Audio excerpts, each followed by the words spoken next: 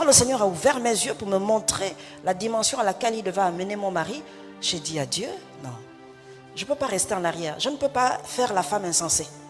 Seigneur, il faut que je sois une femme spirituelle pour gérer cette dimension.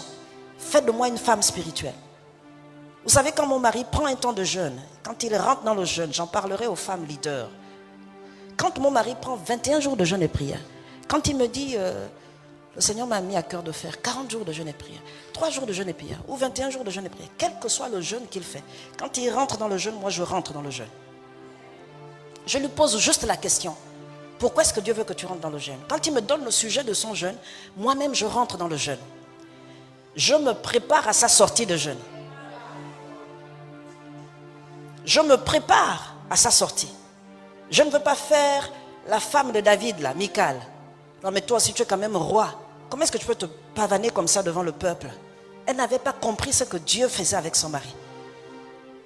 Quand mon mari me dit 21 jours de jeûne, je rentre dans les 21 jours de jeûne. Je ne sais pas ce qu'il gère avec son Dieu. Mais moi, pendant les 21 jours, je dis à Dieu, quand il va venir me communiquer la pensée que tu vas lui donner, donne-moi d'être correctement positionné. Donne-moi de comprendre ce que tu veux. Et donne-moi déjà, instruis-moi par rapport au rôle que je devrais jouer au sortir des 21 jours